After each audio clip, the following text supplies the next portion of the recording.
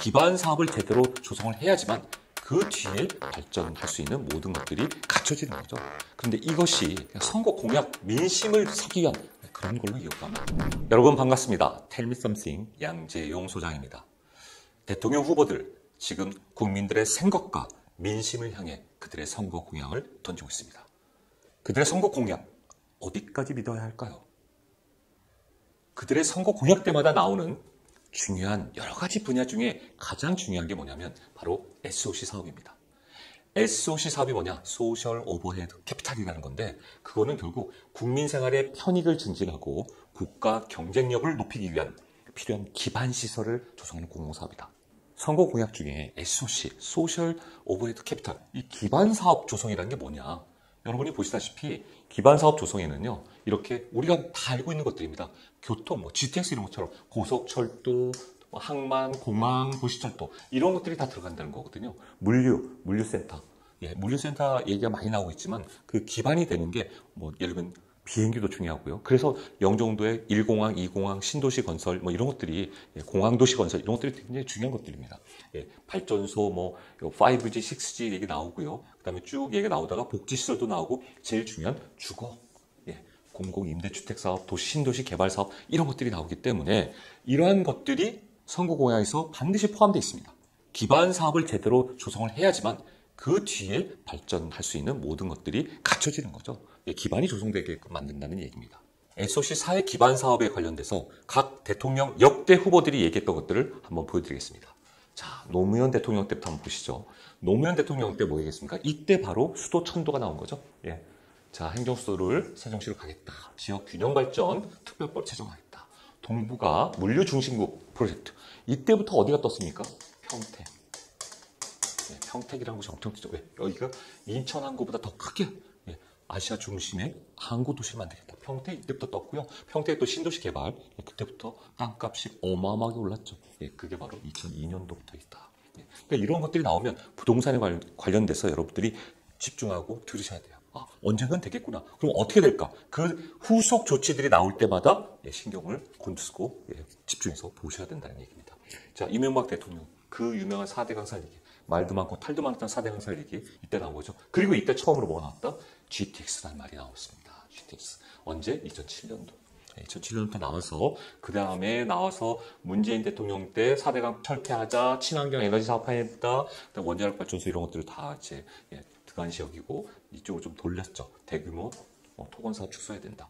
그러나 이명박 대통령 때 나왔던 이 GTX 얘기들이 윤석열 대통령과 지금 현재 후보인 이재명 대통령 때 계속 어떻게 한다?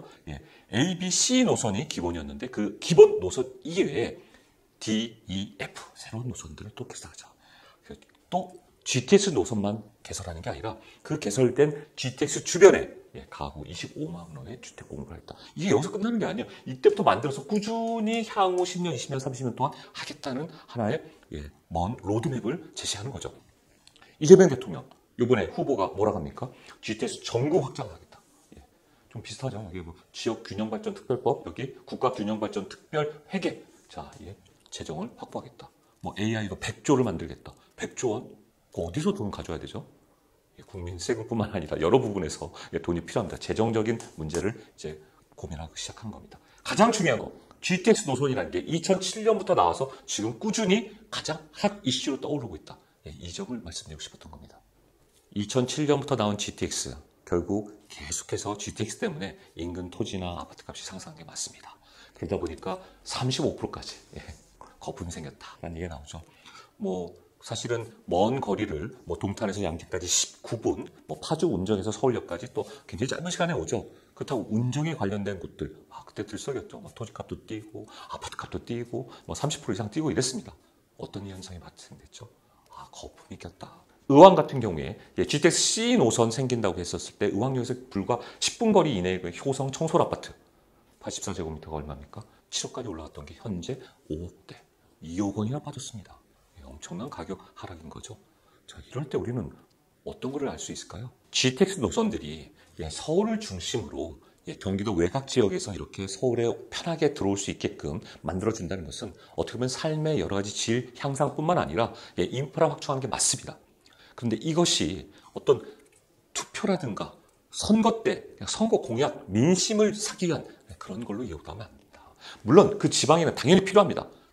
GTX뿐만 아니라 나머지 조건들도 함께 형성이 돼서 발전을 해야 된다. 아까 말씀드린 대로 주택뿐만 아니라 문화시설, 그다음에 기타 인프라 시설들이 도로 하나만, 철도 하나만이 아니라 같이 잘 살 수 있는 환경을 조성해야 되고 거기에 같이 또 일자리가 창출되어야 된다. 3기 신도시도 마찬가지 않습니까? 예, 뭔가 거기에 일자리 창출될 수 있는 것들이 같이 이루어질 때 판교처럼 뜨는 건 거죠. 분당처럼 뜨는 거고요. 거기가 사람들이 선호하는 지역이 된다는 겁니다. 그런 것들이 함께 결합되지 않으면 아무리 이렇게 경기도 외곽 지역에 도로를 잘 깔아놓고 철도를 잘 깔아놓는다 하더라도 이 지역의 발전을 크게 기대하기는 어렵다는 겁니다. 그 다음에 제가 말씀드리고 싶은 거는 자, 이렇게 하는 것들이 시간이 꽤 많이 걸린다. 보시다시피 A, B, C 노선을 연정하는 것도 지금 타당성 검증하고 있고요. 예, D, E, F 노선들도 좋죠. 예, 근데 이거에 대해서 5차 국가철도망 계획에 반영을 하려고 지금 추진 중인 거고 아직 확정은 안 된 겁니다. 예, 그래서 반영한 다음에 예산이 잡혀지면 되는 거거든요. 너무 섣부른 어떤 투자, 거기가 된다더라. 뉴스가 나왔으니까 바로 가야지. 이게 아니라 좀 더 지켜보셔야 된다는 얘기입니다. 제가 이런 얘기를 드린 이유는 아까 말씀드린 대로 이 철도나 이 GTX 노선이 A, B, C, D, E, F 모든 노선이 어떻게 됐죠? 어떻게 보면 서울 중심으로 들어오게 돼 있는 거예요. 어떻게 하면 더 빠르고 쉽게 들어올 수 있을까? 자동차로 2시간 걸리던 거리를 20분 만에 30분 만에 오니 얼마나 편리합니까? 결국 그 얘기는 뭐죠? 도심의 집중 현상, 서울 집중 현상이 강해질 수밖에 없다. 결국 사람은 서울로 보내라는 말처럼 서울을 선호하는 경향이 많아진다. 그렇다면 지방보다 서울이 편하게 오니까 어떤 일이 발생되죠? 지방에서 사람들이 머물려고 안 해요. 뭐 하나 놀려고 그래도 청소년들이 어떻게 합니까? MZ세대들 서울에 있다가 다시 타고 나가는 거죠. 그런 것들을 볼 때 사실 어떻게 보면 서울 중심에 대한 투자에 대해서는 항상 염두에 둬야 된다라는 걸 말씀드리고 싶습니다. 우리가 항상 이런 것들에 대해서 뭔가 공약이 나오고 여러 가지 정책이 나오고 여러 가지 사람들에 대해서 생각을 많이 하게끔 만듭니다. 주변 상황들이. 그래서 여러분들은 뭐가 핵심인지 심플하게 생각하시고 거기에 대해서 여러분이 결정할 수 있는 그런 판단력, 그런 분석력이 필요합니다. 판단과 분석이 잘 안 된다. 그래서 뭔가 좀 잘 모르겠다. 이런 때 그런 여러분들 위해서 세미나를 준비했습니다. 매주 금요일 날 2시에 하니까요. 항상 공지 보시고 직접 오셔서 또 세미나 들으시고 여러분이 궁금한 사항들 한번 같이 토론하는 시간 가지면 좋겠습니다. 1대1 상담도 열려 있고요. 저희 항상 전화 주시면 1대1 상담 해드리도록 하겠습니다. 여러분의 성공 투자 제가 항상 응원하겠습니다. 감사합니다.